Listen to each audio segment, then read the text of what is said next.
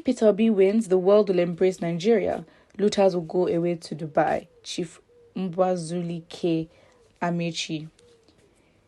The 93-year-old First Republic Aviation Minister Chief Mbazuli Ameachi has reacted to the presidential ambition of the Labour Party candidate Peter Obi by throwing his weight behind him. He claimed that Peter Obi is the man who can save Nigeria if he becomes the president, and if he doesn't become the president, he would conclude that God created this country to suffer. According to the Daily Post, he claimed that Peter Obi was the only person that left the gubernatorial seat and nobody asked him questions. It is not an accident Peter Obi is gaining ground. It is a work of God. He stated that the security of Peter Obi is so important that if anything happens to him, it might further affect the insecurity of the country. Peter Obi has a clean record. He didn't know the office of the EFCC and others. Chief Ameachi further made it known that God didn't create Nigeria to suffer and the whole world will embrace Peter Obi if he wins the coming presidential election and the looters will go away to Dubai. Well, if Peter Obi should win and the looters go away, we're going to have a massive money laundering Nigerian case. I mean, it's just going to get worse, to be honest. I mean, there's so much work that's needed. We just have to prioritize what we need to get Nigeria stable first. And then when we get that stability, we start focusing on our needs and building. And then, obviously recovering a lot of funds is very much important as well. But then that would be such a long and it's just going to be such a long process. I mean, I don't even think Peter Obi's 10 or 4 years will be able to retract all that has been stolen.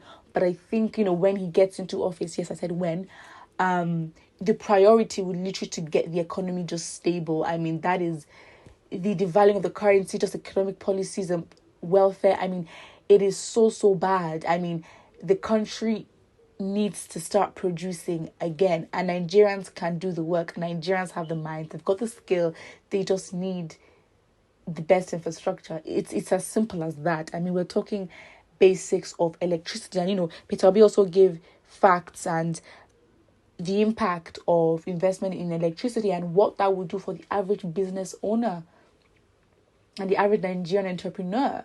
I mean, that would increase production capacity at a whole different level. Now, let's not even talk about, logistics, moving around, traffic. I mean, that is also very much important, in business movement, in the movement of the state, the energy of the state. And gradually, we will get there, to be honest. But first of all, the economy and electricity, then insecurity. I mean, go and look at what Peter Obi wants to do and his plan and the results that he's expecting to achieve. So, at this point, everyone pretty much is on the side of Peter Obi to a very large extent. If you are not on the side of Peter Obi and you have a better candidate, that's different. Come with your argument. But if you're not on the side of Peter Obi and you're bringing any APC or PDP member, we will have the patience to listen to you, but what inevitably you're saying is that you're a beneficiary and you want Nigeria to suffer. It's as simple as that. At this point, we might as well just be blunt with the whole situation. It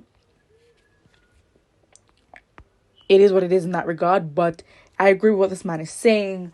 I don't think he said anything that's really much off point. Makes total sense. Nigerians are bewitched and hypnotized. Okay, very strong comment. If it were to be another country, the whole country would have voted for Peter Obi, but Nigerians, even if they see good, some will blindly follow bad.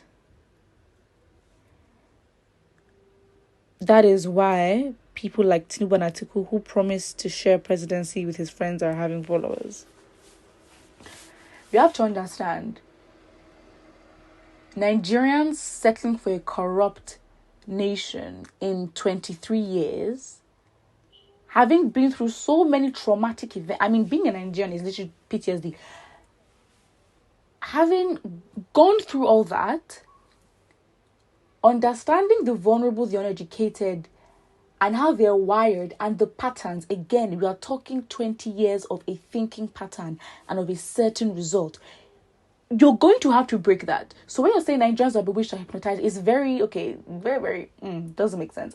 There is a population that unfortunately knows better but understands how rigged the system is, that they don't even believe, or that they didn't believe that their votes counted, and they just believed that there was no point. So they sat back and did nothing. And so the ones who were voting and who were more vulnerable to or liable vulnerable to be deceived, their votes were bought.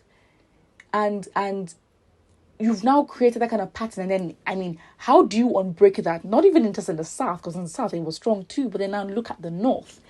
It's like you need to have a mass, how do I say it, a mass program to rewire our minds. But then again, you can't, the fact is we're just so behind. It's as simple as that.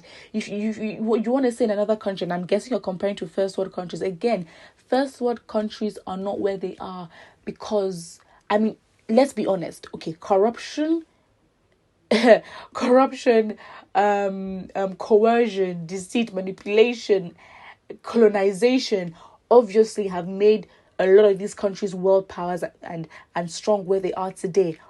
But the process of industrialization, the process of building their country, the process of building and maintaining a system, even till now, was not a day's work, was not 50 years work. So yes, you would go to these countries, you see how they're living, but really and truly what they're doing now is enjoying the work that has been done by their ancestors. And that is why for them, it's just constantly building their country. And not to say that everything is perfect and they don't have problems, but the fact is you cannot skip the work that needs to be done as a nation to get to what you want to get to. So the countries you're comparing to, they have done the work for more than 100 years, generations, decades. They have done the work.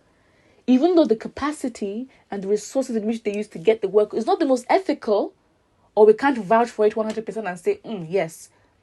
But the work itself to build a nation, they've gone through it, and we have not even tried it at all. So we are really, really behind. It's as simple as that. So we're so behind in I think personally, in our culture, in our Nigerianness. What makes us Nigerian? I think if each part of the country, say the Yorubas, Igbos, the main tribes, were countries of their own, yes, they would have like a unifying identity, but we're so diverse, we need to find that as well. And we also need, as well as identity, we just need to do the work. It's as simple as that. And there's so much that we need to do to build.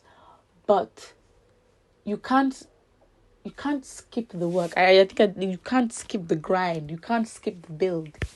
You have to build your nation. Put what you think in the comment section below. And don't forget to like and subscribe.